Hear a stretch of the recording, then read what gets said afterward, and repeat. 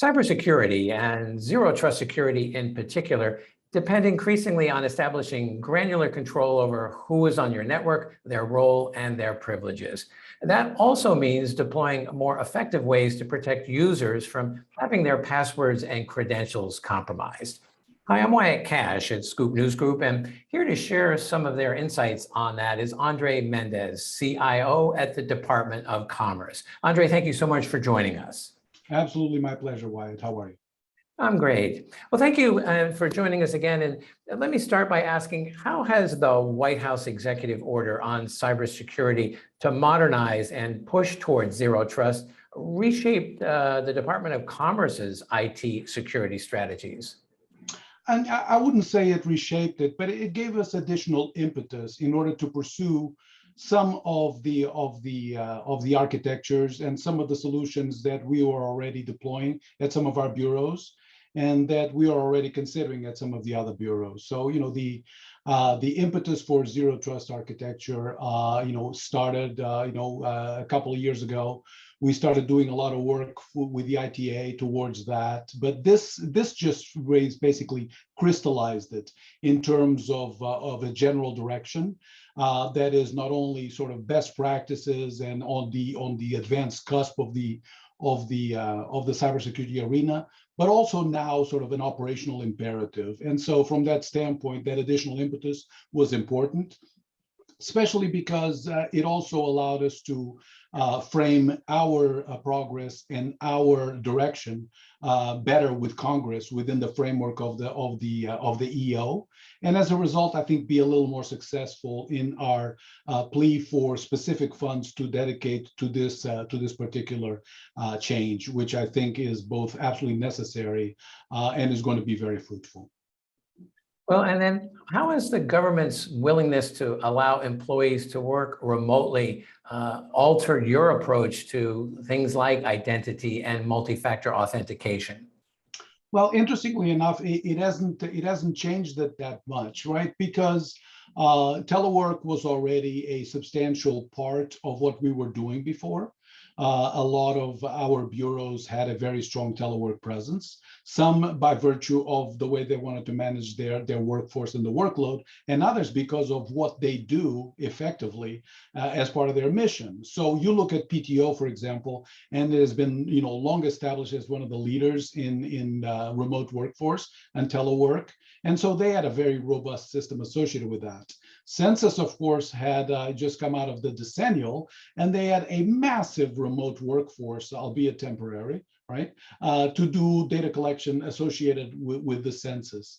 And an organization like NOAA, for example, is so geographically dispersed that it might as well be remote work, effectively with all of the sensors and all of the different weather stations throughout the country. It becomes effectively a remote environment.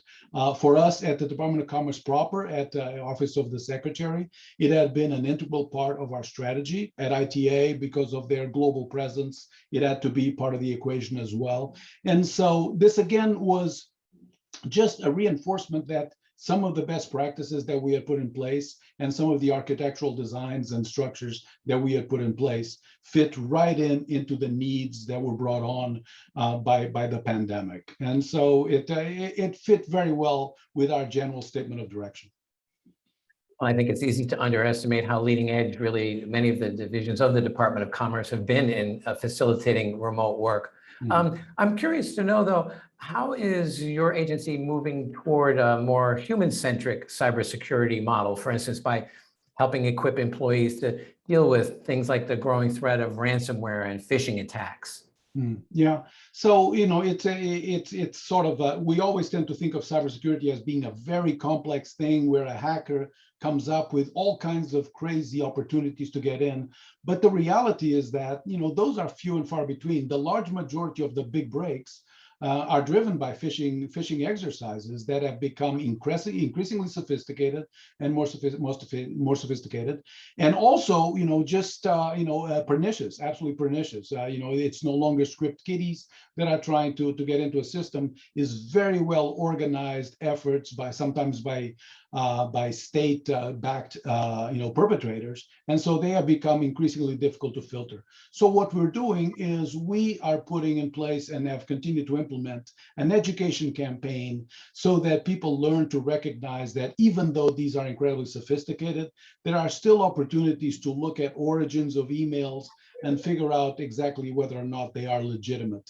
But I will tell you, they are sometimes very compelling, and sometimes it takes me a couple of looks to really ascertain the the legitimacy or not of the particular content, and I'm educated in these things. So, but we're educating our employees on a constant basis.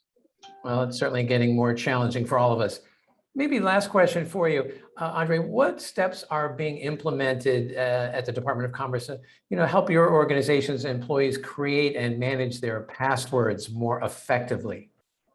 Well, there are various aspects to that. One is we're very much driving towards an integrated ICAM solution that is going to enable us to go into a single sign-on type of environment where there's not a multiplicity of passwords for different systems that put a tremendous burden, a tremendous onus on the employees to not only come up with different passwords for different systems, but also, memorize them and keep them, which invariably leads to the little yellow, postie that has it right by the side of their computer, right? Therefore, invalidating all of those security principles. But the other one is, of course, a reliance on PIV cards as the main authentication mechanism, reliance on having a third, stage of authentication to a cell phone with required for a code to be entered or for an approval to be given, which now would require the bad guys to have multiple pieces of hardware and information in order to get in. And finally, we're very much looking at biometrics and what the possibilities for that are in the near future, because it's going to be a constantly evolving environment. And as you get into a zero trust architecture, that ability to establish that identity, it becomes all encompassing and absolutely necessary. So it's an evolving environment, but I think that we are making all of the right steps in all of the right directions in order to ensure that that our employees are well equipped to deal with these challenges. Well, Andre Mendes, thank you so much for taking a few minutes to share some of the work that you're doing and some of the initiatives you're taking at the Department of Commerce to help your employees be more secure.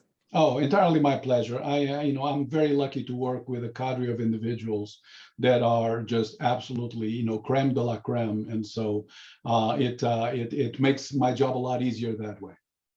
I bet. Well, thank you so much again. Fantastic. Have a great day. Bye.